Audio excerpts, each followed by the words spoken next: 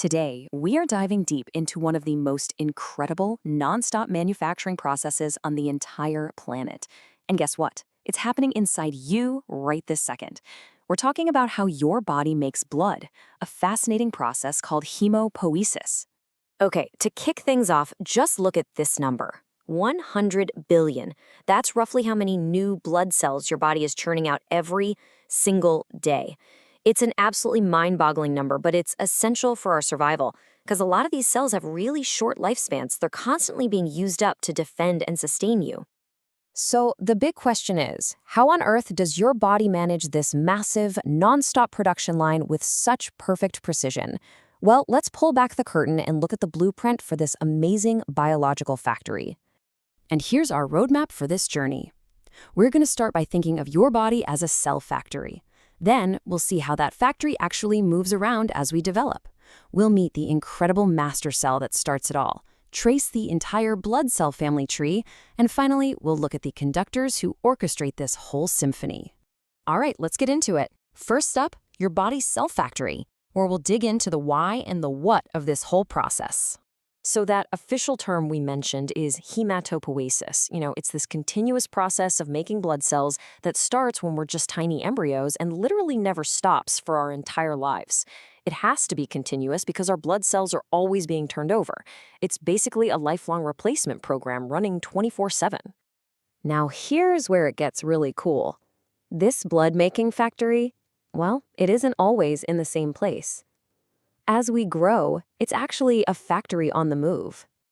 The location of blood production actually migrates as we develop. It starts super early in a place called the yolk sac of the embryo. Then operations shift to a region called the AGM. From there, it moves into the fetal liver, which becomes the main production hub for a while.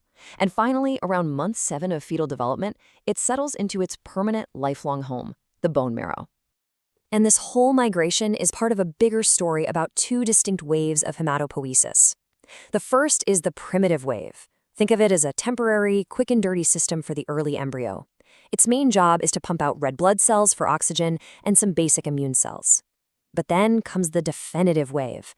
This is the real deal, the long-term powerhouse system. It kicks in later in the fetus and lasts a lifetime.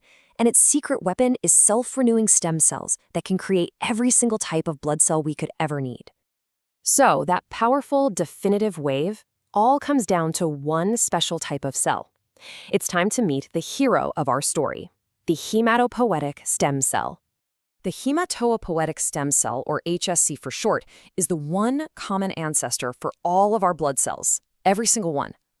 In adults, these amazing cells hang out in these specialized little microenvironments inside our bone marrow called niches. You can think of them as VIP lounges that protect and regulate the HSCs. And this is what makes HSCs so special. They basically have 2 superpowers. The first is multipotency. That's the power to transform into any kind of blood cell. Red cells, white cells, platelets, you name it. The second is self-renewal. This is the power to divide and make a perfect copy of itself. This is absolutely crucial because it means the body never runs out of its master stem cells. Okay, so we've met our master cell, but how does it go from one type of cell to this entire diverse army of cells? Let's trace the family tree. It all starts here. Everything, and I mean everything in our blood system begins with that single hematopoietic stem cell. It is the absolute top of the pyramid. Right away, the HSC has to make a huge decision. It has to commit to one of 2 paths by turning into either a common myeloid progenitor or a common lymphoid progenitor. This is the first major fork in the road, and it sets the stage for everything that follows. So, if it goes down that myeloid path, it gives rise to a massive and varied crew. We're talking about red blood cells, carrying our oxygen, platelets for clotting our wounds, and a whole bunch of the immune system's first responders, like neutrophils and macrophages. These are the workhorses. But if it takes the other path, the lymphoid path, it creates the special forces of our immune system, B cells and T cells.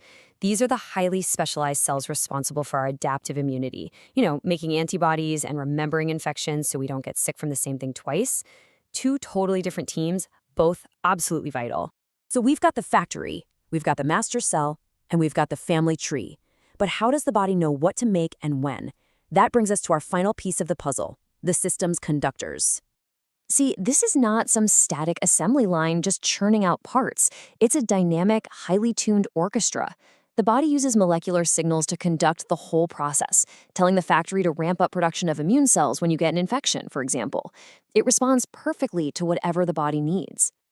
A key player in this orchestra is something called a transcription factor. Think of these as master switches for specific cell lines. For example, a factor called GATA1 is the master switch for making red blood cells. It's non-negotiable. If GATA1 isn't there, the process just stops, and you don't make red blood cells. Simple as that. And of course, there are different switches for different jobs. Another factor called PU1 is a key director for that whole myeloid branch, the one that makes so many of our frontline immune cells. So you have GATA1 running the red cell department and PU1 managing the myeloid department. It's incredibly specific. And finally, you've got these higher-level managers, signaling pathways with names like Notch and Wnt. They're in charge of that huge decision we talked about earlier. They're the ones telling the stem cell whether to self-renew and make a copy of itself or to differentiate and become a specialized cell. They keep that perfect balance between saving for later and spending for now. So, when you put it all together, what do you get? Well, from just a single master cell, our bodies build and maintain this unbelievably complex, responsive, and mobile factory for our entire lives. And that really brings us to the frontier of modern medicine and leaves us with this incredible question. Our bodies figured out how to build the system from scratch? Can we learn to rebuild it ourselves? Answering that could unlock therapies for blood disorders, cancers,